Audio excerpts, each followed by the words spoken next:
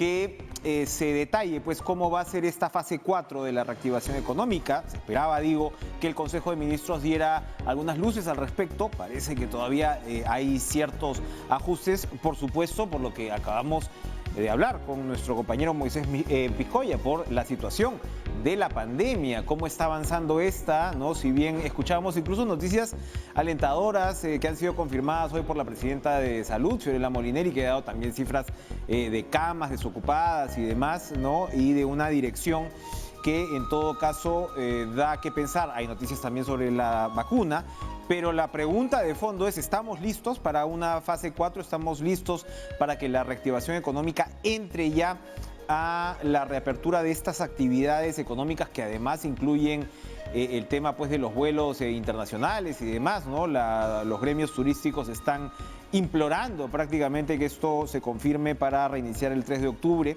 Vamos a conversar con Ernesto Gosser, por supuesto médico salubrista, profesor de la Universidad Peruana Cayetano Heredia y ex jefe del Instituto Nacional de Salud, para sondear sobre su opinión con respecto a la pertinencia, doctor Gosser, gracias por estar con nosotros, muy buenas noches, a la pertinencia de proceder con esta fase 4, porque recordemos además, vienen noticias, ¿no?, de otros puntos del planeta donde se suponía que ya se había avanzado en buena medida y llega la famosa segunda ola con toda esta tensión inherente frente pues a la actividad económica. ¿Cómo está usted? Gracias por estar con nosotros. Buenas noches, Enrique. Muchas gracias por la invitación. Es importante comprender que estamos frente a una pandemia que es de naturaleza global. Mientras haya un caso en algún lugar, hay una amenaza en cualquier lugar. Entonces, ¿cómo vamos avanzando? Porque tampoco no podemos dejar la economía cerrada totalmente.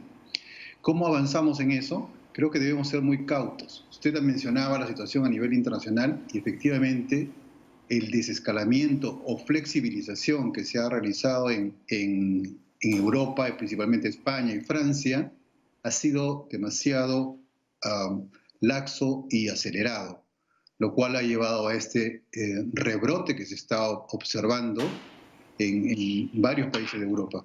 Y si nosotros miramos a Nueva York, que ha ido en una flexibilización con indicadores progresiva, muy monitoreada, vemos que hay un mejor control. Entonces, creo que en este momento no estamos preparados para lo que se llama una fase 4, a menos que sigamos avanzando y haya mejores resultados. Nueva York efectivamente es un excelente ejemplo por tratarse de más de una metrópoli hiperpoblada, concentrada, que seguramente nos puede brindar algunas importantes lecciones. Si es que entramos un poquito en detalle ya sobre actividades, usted por supuesto pues no es un experto en temas económicos, pero a grosso modo de lo que hemos visto en estas experiencias, ¿dónde fue demasiado laxo? De repente se ha hablado mucho de bares, de lo que en España llaman actividades nocturnas, que seguramente pues, son propagadoras del coronavirus. Eso es lo que habría que aguantar más. ¿De qué estamos hablando? Entremos, por favor, un poquito con detalle. Probablemente todas las actividades que se realicen en lugares cerrados, en lugares donde hay mucha gente, esas son las actividades que debemos tener cuidado. Entonces ahí entran los gimnasios, las discotecas, los bares cerrados. Por ejemplo, los bares en terrazas pueden permitirse y manteniendo la distancia.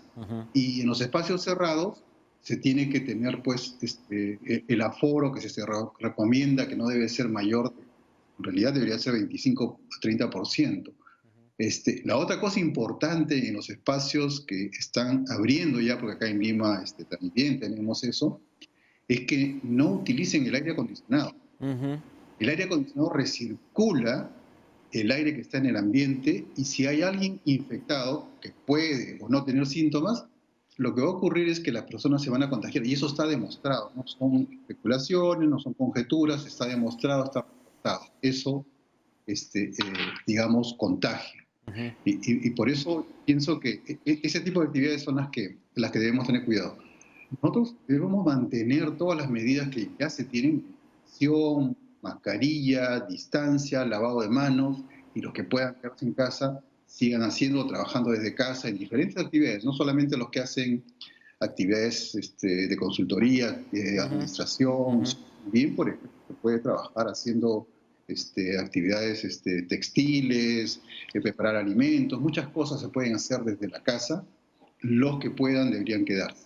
Entonces, esas son las actividades. La otra cosa importante en nuestro país es, por ejemplo, el transporte interprovincial. He visto casos de grupos y de personas que han tenido todo el cuidado del mundo, todo lo Ujú. que les habíamos recomendado. Pero Mascarilla, protector ¿cuál es la facial y todo eso. diferencia? La Ujú, diferencia del aire acondicionado, nuevamente. ujú, ujú. Muy bien. Ahora, la demanda esta de los gremios relacionados con turismo sobre vuelos internacionales, ¿cómo abordar ese rubro? Ahí el tema es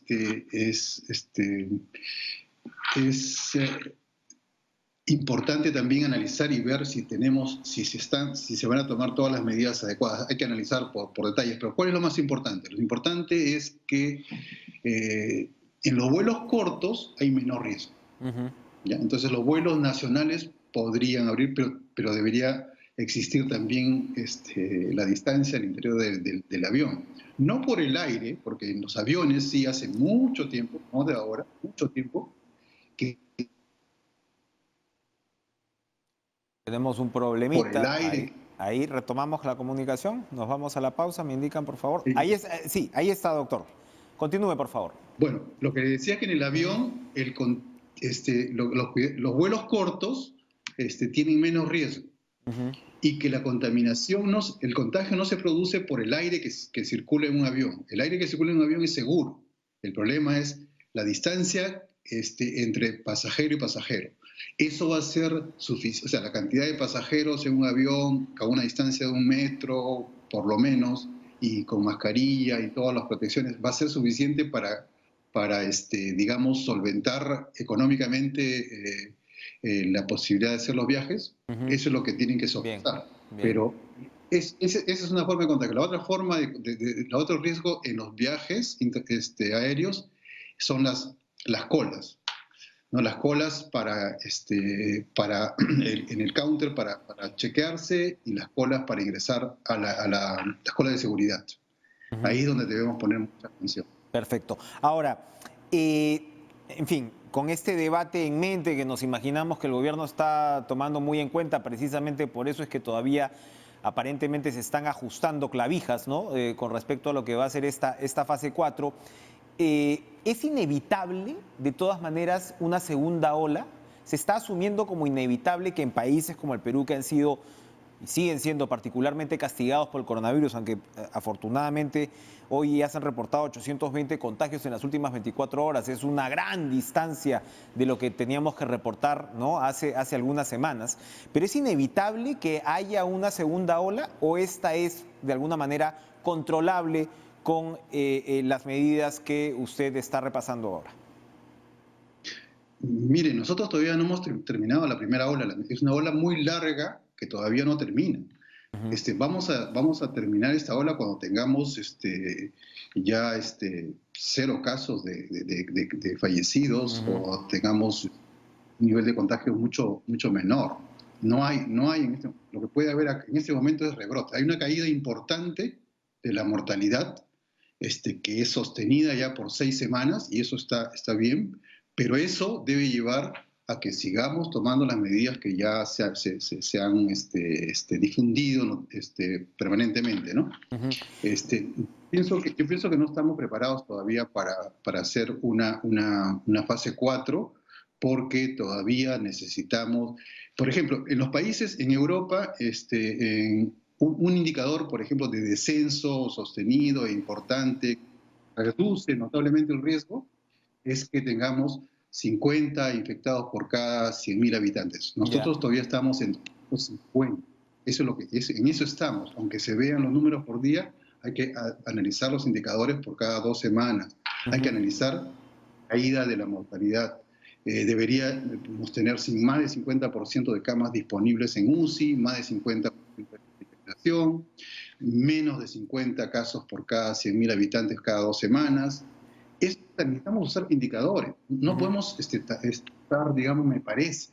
Eso no es serio y no es bueno, porque después el problema es que rebrotan los casos, el sistema no está preparado, se congestiona y tenemos muchas consecuencias negativas, ¿no? Repítanos el número porque tuvo justo un blip en el audio ahí. Son 50 casos por cada 100.000 habitantes y estamos todavía en 150, ¿escuché mal? En 250 por cada 100.000. Eso se mide cada 14 días, digamos. Ya. Con los datos de cada 14 días, entre la población por 100.000 habitantes, ese es el indicador que se utiliza en Europa. Por ejemplo, unos colegas me comentaban hace poco, ¿no?, que, por ejemplo, ellos podían viajar de vacaciones de Alemania a otro sitio. Entonces prefirieron irse a Austria, donde este índice es menor de 50 por cada 100.000, porque si iban a Francia, donde estaba por encima, iban a tener que hacer cuarentena a su regreso. Entonces, eso es lo que necesitamos hacer, trabajar. Parece que tenemos ahora sí un problemita con el audio. Se nos fue. Vamos a una pausa, o ya estamos con el doctor Gosser. Estamos con el doctor Gosser. ¿Nos escucha, doctor? No sé Vamos a ir a una pausa para regresar con estas importantes recomendaciones. ¿Qué está pasando con nuestro comportamiento dentro de la casa? Ese es un punto también a cuestionar. De repente estamos demasiado confiados cuando ya nos cuidamos afuera, no nos cuidamos adentro. Esto tiene que ver con la ventilación que se refería el doctor Gosser y, por supuesto, las últimas noticias sobre la vacuna. Regresamos.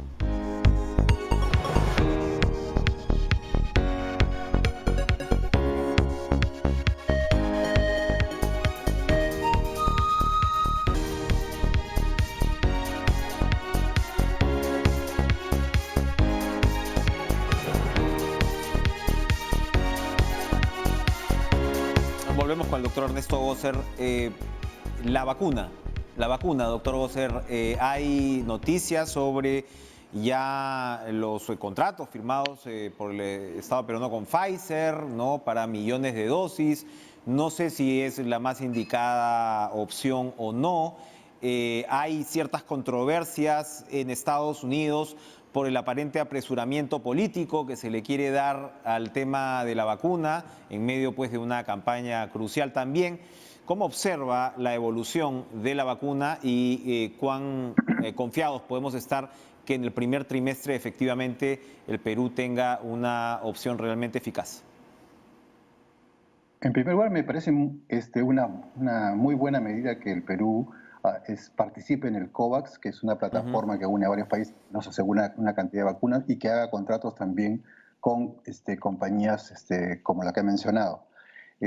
Pero debemos recordar que estas son candidatas a vacunas. Todos los estudios hasta ahora muestran muy buenos resultados. Protege, 1, 2, son seguras, pero esto tiene que observarse en un plazo determinado, o sea, y en una cantidad suficiente, en una muestra suficiente para poder identificar la posibilidad de algunos efectos no esperados. Entonces, yo me temo que no vamos a tener una vacuna acá. Eso es lo que me parece más real e incluso más. La vacuna que se ha hecho con mayor celeridad ha sido una vacuna que duró 5 años todo el proceso. En este caso hay varias fases que se están acortando, pero esta última, la fase 3, es una fase que no se puede acortar, porque es en esta fase en la que podemos identificar, por utilizar la vacuna en una muestra más grande, algunos efectos que no se han medido y también, ¿no?, que por eso necesitamos observar por lo menos un año, 2 o 3 años. Perfecto. ¿No? Entonces, eso es lo que hay que tener en cuenta con relación a las vacunas. Y no, una cosa que me parece importante es evitar el triunfalismo tanto con las vacunas como con la caída. En las siguientes semanas vamos a ver que se cierran unidades COVID, que las camas están disponibles, pero no debemos relajar las medidas que las vamos a tener que seguir utilizando por los siguientes meses. ¿Cuánto tiempo? En realidad no lo sé, pero por mucho tiempo necesitamos mantener esas medidas. Nosotros los peruanos somos ¿cómo se llama? Eh, Sesgados hacia el triunfalismo, entonces le ganamos a Venezuela, ya queremos ser campeones mundiales. Se cierra una unidad, ya creemos que ya se acabó la pandemia. No es así. Es cierto. Hay que ser muy cuidadosos porque está en juego la salud de nosotros y de nuestros familiares, nuestros conciudadanos. Es cierto. Entonces, hay que ir paso a paso. Perfecto. No a los triunfalismos, vamos avanzando, pero con paso seguro y con indicadores. Con pasos seguros y realistas. Gracias, doctor Ernesto Gosser. Por algo, la OPS ha advertido, la OMS ha advertido hoy que el COVID seguirá propagándose incluso con la vacuna ya en marcha. Así que lo que dice Ernesto Gosser es muy digno de tomar en cuenta, sobre todo para que sea interiorizado todos los días. Todos los días vamos a estar siguiendo también lo que ocurre en el Congreso en torno al Tribunal Constitucional. Anoche pudimos conversar con su presidenta, Marianela Ledesma, en torno a este caso muy comentado que antes había sido también analizado por este programa sobre el tema de la prescripción de las deudas tributarias, que pues ha tenido evidentemente o va a tener consecuencias importantísimas incluso para el fisco. Pero también ya pudimos comentar brevemente con ella la noticia de la Comisión Especial del Congreso que aprobó el reglamento para elegir, nombrar, designar a los reemplazantes, excepto uno, del actual Tribunal Constitucional, que todos ya han visto vencido su mandato, pero por supuesto esto, como lo recordamos a partir de la disolución del Congreso anterior, no es cuestión de broma, como lo recordamos a partir de episodios tristemente de nuestra historia reciente como el de la llamada repartija, no es para tomar en broma. Y bueno, yo me he leído estas 16 páginas de este proyecto y vamos a comentarlo con el magistrado también del Tribunal Constitucional, Eloy Espinosa Saldaña, a quien como siempre le damos la bienvenida y estamos muy curiosos por saber sus impresiones de este reglamento, doctor Espinosa Saldaña, porque claro, cuando uno lo lee sin ser especialista, se ven algunos puntos interesantes, ¿no? Muy específicos, incluso que se bloquea la entrada de quienes hayan tenido puestos de confianza en un régimen de facto, dicen, ¿no? Bueno, blanco es, ¿no? Evidentemente, pues nos están refiriendo en muchos casos a quienes fueron colaboradores probablemente de primera línea durante el fujimorismo y demás. Luego hay ciertos requisitos que se ponen, ¿no? Como haber sido, pues, magistrados de alta gradación. Ahora, pero también basta haber ejercido el derecho por 15 años. Hay como ciertas disparidades. Queríamos, por favor, conocer sus impresiones de este reglamento que, por supuesto, está bajo la lupa ahora y se supone que va a recibir, pues, los comentarios de los especialistas antes de ser, pues, ratificado. ¿Cómo está usted? Buenas noches. Buenas noches, Enrique. Siempre es un placer estar contigo. Yo en realidad pensé que íbamos a hablar del otro tema, pero conociendo tu insistencia y sagacidad, dije, hay que prepararse por si acaso. De ahí retomamos el tema SUNAT, pero arranquemos entonces con esto del reglamento. No, pero es que esto es hoy más importante que lo que podamos decir sobre el tema SUNAT, porque yo sí he leído las 16 carillas y si no bien no niego el esfuerzo de la comisión por hacer algo en un tiempo tan corto, me preocupa de entrada el poco tiempo que se están dando para procesar cualquier aporte que hagan, ¿no? 5 días, que en realidad van a ser 3. Y luego, ya problemas específicos. ¿Dónde es lo que vemos o lo que hemos visto en la intención de infiltrar en las instituciones, sobre todo vinculadas a las labores de impartir justicia, situaciones de conflictos de interés? Y si uno mira las 16 páginas, no encuentra ningún mecanismo más allá de una declaración jurada de que soy bueno, que nadie va a decir lo contrario. No veo un mecanismo, un nivel de coordinación suficiente para poder, cruzando siquiera información, tener claridad de con quién nos estamos encontrando. Además, esto es especialmente delicado porque muchos de los que son candidatos son abogados en el litigio o trabajan para corporaciones y estas instituciones tienen casos en el tribunal. Nosotros hemos tenido justamente en el último caso que no el asunto de la prescripción de las deudas tributarias, que dejar de lado a un magistrado porque uno de sus hermanos estaba pues entre una de las entidades deudoras. Así es. Y ya le habíamos dado le habíamos dado en un proceso muy similar una abstención. Entonces, esto hay que mirarlo desde el principio y preverlo desde el principio. No podemos tener operadores o poder tener la sospecha de operadores de ningún tipo. Y por eso cuidarnos, saber claramente quién es quién para poder tener a tal caso planteadas las abstenciones desde antes y no ver los problemas después. Debería ser mucho más específico. Ahora, otro punto que llama la atención es el de los exámenes psicológicos. Que tampoco se abunda en la materia. Y yo me pregunto aquí, por supuesto, antes de que me respondas, si es que también, no sé, hemos tenido un procedimiento importante, por ejemplo, con el tema de la Junta Nacional de Justicia, donde parecía que se había avanzado en parámetros y, por supuesto, el Tribunal Constitucional es una entidad distinta y autónoma, pero características comparte. Entonces, yo no sé si se debieron tomar en cuenta, ¿no?, varios de los procedimientos que se están haciendo en la Junta Nacional de Justicia, que incluyen, por ejemplo, estos mencionados exámenes, porque evidentemente eso también pesa, ¿no? Yo creo que en realidad pensar que la evaluación son 85 puntos de un currículum que puede ser de actividades no necesariamente afines a la materia o a la interpretación constitucional o interpretación constitucional, sino, entonces, bienvenidos los abogados destacados, pero el tribunal no es un kindergarten, el tribunal es un sitio donde se va a aprender como se aprende en todas partes, pero una base de lo que se tiene que interpretar. Por ejemplo, yo no soy tributarista, jamás me postularía para ser jefe de la SUNAT. Entonces, sí es claro que no hay esa vergüenza. En el Perú tenemos a destacadísimas figuras del derecho penal a nivel iberoamericano, como Seda San Martín o Víctor Prado, y dieron su examen de conocimiento. ¿Por qué? Porque tenemos que tener a personas mínimamente formadas, informadas y actualizadas en un tema.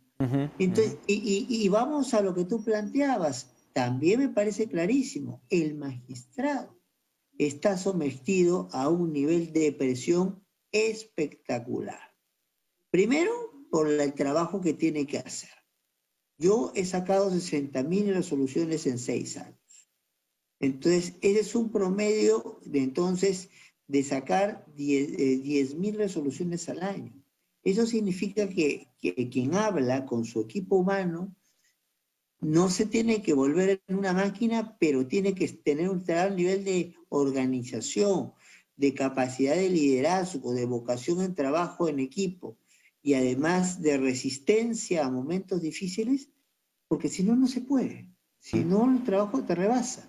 Y con mayor razón, todas las resoluciones no siempre gustan y hay gente que cree que el magistrado que le resuelve en contra o que puede pensar distinto es enemigo. Y hay campañas terribles de destrozar la credibilidad de quien es magistrado del Tribunal Constitucional y de su entorno familiar o su entorno amical más cercano. Si uno no es... Por eso todas las altas cortes tienden a incluir en los exámenes de sus candidatos, salvo que se trate pues de una designación política. Estados Unidos, el presidente escoge a una persona y la propone al Senado, pero en todos los otros países, cuando hay una elección de una alta corte, examen psicológico para ver si usted puede soportar presiones, para ver si puede trabajar en equipo, para ver si puede liderar, y exámenes de conocimiento y cuidarnos de los conflictos de intereses.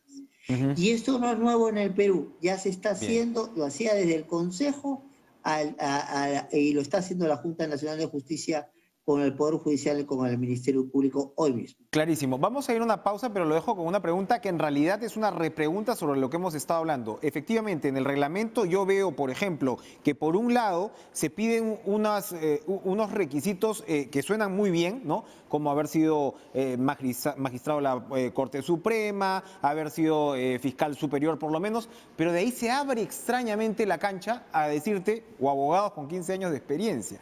Eso no es una aparente contradicción. Regresamos después de la pausa.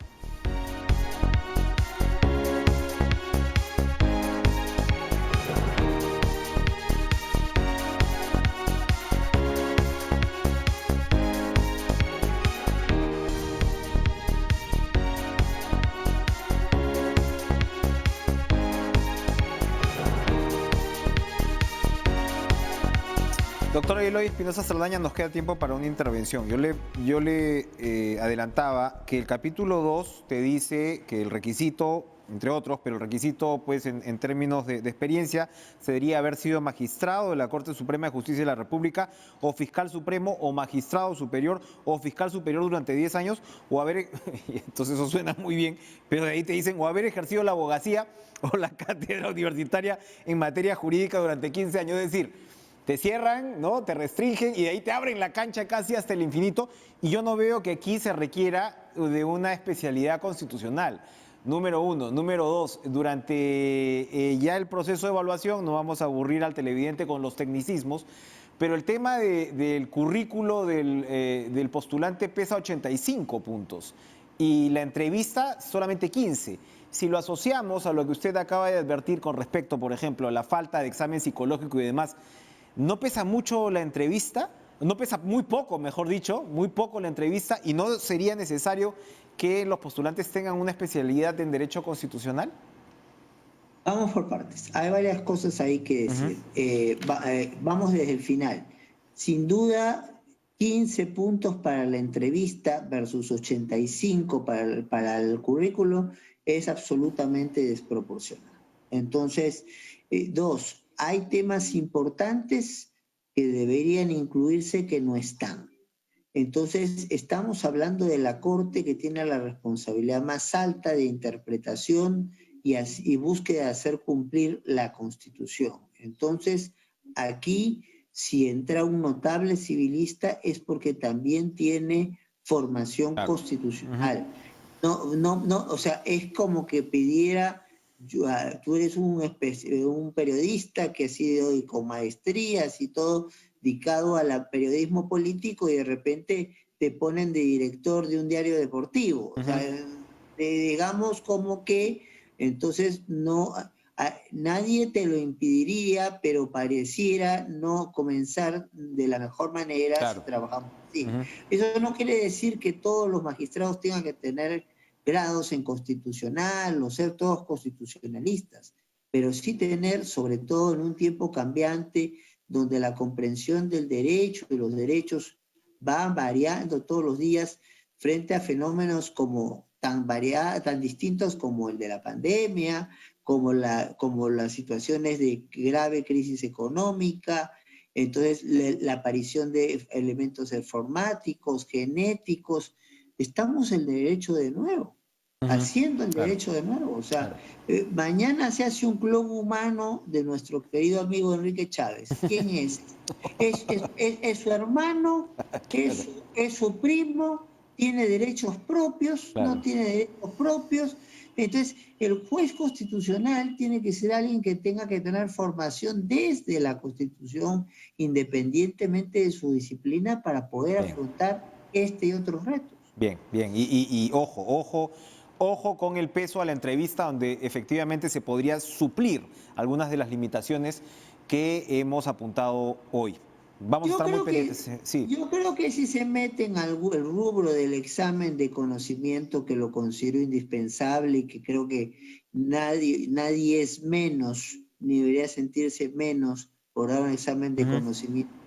Es más, el padre de uno de los, entonces, de nuestra disciplina, a nivel mundial, ganó todos los concursos, todos los espacios que tuvo en lo académico y en la representación jurisdiccional por concursos y concursos con examen de conocimientos. Y la cuestión psicológica es importante. Bien, importantísimas. Hay magistrados que, como en España, que después de una discusión acalorada no supo controlar su temperamento, le dio un infarto y se murió en su despacho. Eso es real. Así es. Muy bien. Muchas gracias, como siempre, doctor Eloy Espinosa Saldaña. Importantes advertencias en un proceso tan fundamental, crucial. Porque así es, pues. O sea, el Tribunal Constitucional es fundamental para el desarrollo de una democracia que todavía pues le falta desarrollarse como la nuestra. ¿Vamos a una pausa? ¿O seguimos? Seguimos, porque hay un montón ya de precandidatos que entran a la cancha. Fernando Silloni, Roque Benavides, que yo estoy seguro que Marco Arana como líder del Frente Amplio va a tener pues una opinión. ¿Dónde está la izquierda acá? No se muestra. Usted me va a decir que son hoy y ayer han sido entonces el día de los empresarios, Marco Arana, que entran a la cancha política, les están quitando el espacio a la izquierda. ¿Cómo está usted? Gracias por estar con nosotros. Buenas noches, Enrique. Bueno, lo que pasa es que ayer el Tribunal Constitucional les quitó a los empresarios que querían hacerle perro muerto a la ciudad. Más bien, les ha dicho, señores, ustedes también pagan sus impuestos. Y justo ha coincidido con el día que uno de estos empresarios que tenía una gran deuda, ¿no? Se inscribe en un partido político. Bueno, bienvenidos a la cancha política, ¿no? Ahora, siempre ocurre que la izquierda o está al principio subrepresentada en las encuestas o atraviesa los problemas, ¿no? Que son propios, ¿no? de este sector, se podría decir que también de la derecha, pero es esta división. Y hasta ahora el futuro de la izquierda en el 2021 todavía no se define del todo. ¿Cómo observa usted el que va a ser el papel del Frente Amplio para las elecciones del próximo año? Bueno, el Frente Amplio surgió desde Tierra y Libertad hace 12 años, ¿no? Y ha crecido como fuerza política. Cuando comenzamos, recuerdo que decían que ni siquiera nos vamos a inscribir. Bueno, tenemos ya 12 años de vida política, aciertos y errores como toda fuerza política. Decían, las encuestas nunca nos han favorecido, dijeron que no pasábamos la valla electoral. Es más, hay cierto temor incluso para cedernos espacios, para poder dirigirnos al país, en fin. Pero en las derechas hay una cantidad muy grande de candidaturas y es lógico, hay varias derechas, desde las ultraconservadoras y fascistas hasta algunas más liberales, y en la izquierda también hay un amplio espectro. Entonces, el tema es que solo señalen que la izquierda tiene una suerte de obligación de unirse como sea y como pueda. Nosotros logramos, o no nos olvidemos, unir a las izquierdas después de más de 20 años, después de Alfonso Barrantes Lingán, que dicho de paso era cajamarquino, ¿no? Y volvimos a regresar como izquierda a la Municipalidad Metropolitana de Lima, ¿no? Una experiencia que terminó mal, horrorosa, y que hay que aprender de las lecciones. O sea, el tema no es la unidad. El tema es unidad para qué, unidad con quiénes, ¿no? Y nosotros tenemos nuestro Congreso Nacional el 26 y 27 este fin de semana, y uno de los temas que vamos a abordar, porque vamos a discutir sobre la realidad internacional y nacional en contextos de pandemia, la crisis económica, la crisis ecológica, la crisis social, los problemas de la corrupción, pero también vamos a evaluar nuestra propia organización política y luego definir nuestro plan de acción política del 21 al 22, ¿no? Porque recordemos que las elecciones también del 22 están bastante pegadas, y además acogernos a los cambios y las modificaciones de la ley de partidos políticos para poder participar. Ustedes saben, bueno, en todo caso quiero recordarlo, el Frente Amplio elige a sus candidatos por un militante sin voto, antes de que existiera la modificación electoral última, ¿no? Ahora, más allá de, por supuesto, estas importantes deliberaciones internas, ¿usted, Marco Arana, apunta a la candidatura presidencial? Bueno, mi partido político y yo, por supuesto, tengo la expectativa de que el Perú pudiera tener el primer presidente ecologista que viene del movimiento de derechos humanos, que viene de una lucha frontal y probada contra la corrupción, que queremos que haya un cambio del modelo económico y del marco constitucional para que recuperemos el derecho a la salud, el derecho a la educación, el derecho al trabajo, ¿no? Y creo que esa lucha es legítima. El país necesita, en realidad, conocer las propuestas que organizaciones como el Frente Amplio tienen para que haya justicia ecológica, justicia social en un país libre de corrupción, que es el eje de nuestro lema y de nuestra razón de ser política, ¿no? Se va a presentar a las internas entonces, sin duda. Sí, claro. Bien. Aparte de que es una norma establecida en la ley de partidos políticos, ¿no? Nosotros, como le decía, tenemos un mecanismo de elecciones, un militante, un voto, ¿no? A nivel nacional, asistidos por la OMPE, por supuesto. Perfecto. Ahora, usted decía, hay varias izquierdas y uno se pregunta, ustedes antes han estado en la misma tienda con la vertiente que representaba Verónica Mendoza. Ella no tiene inscripción ahora mismo. ¿Habría posibilidad de una reunión, de un reencuentro con ese vector de la izquierda? Luego de lo que ha pasado, difícilmente, pero define nuestra organización política qué acuerdos políticos o alianzas se pueden hacer. Recordemos que nosotros nos hemos opuesto al uso de los partidos políticos como vientres de alquiler, ¿no? Es decir, cada vez que hay una elección uno está buscando dónde inscribirse, ¿no? Y pasa de partido en partido, cada vez que hay una elección anda buscando una inscripción. Nosotros hemos hecho un esfuerzo, seguimos haciendo un esfuerzo muy grande por construir un partido político, 12 años en esta tarea, y espero que hayan futuras generaciones dentro del Frente Amplio para que sea un partido político histórico y que permanezca y no que aparece una candidatura y hay que buscar un vientre de alquiler o una franquicia, ¿no?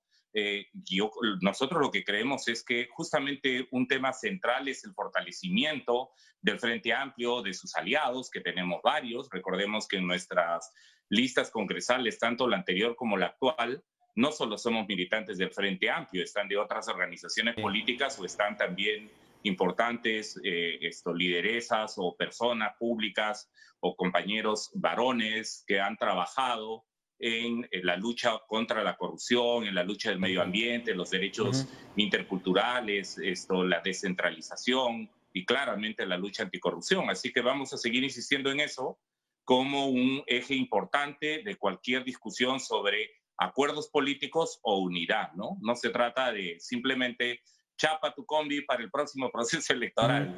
Nosotros creemos que es muy importante para la democracia y para el país dotarle de organizaciones fuertes o de liderazgos que se construyen colectivamente y perduran en el tiempo, que no están cambiando de opinión cada rato, un día dicen una cosa, otro día otra, ¿no? Perfecto. Muchas gracias, Marco Arana, por estas importantes puntualizaciones de lo que se viene en la izquierda y puntualmente en el Frente Amplio con respecto a la candidatura. Vamos a una pausa y regresamos, compas.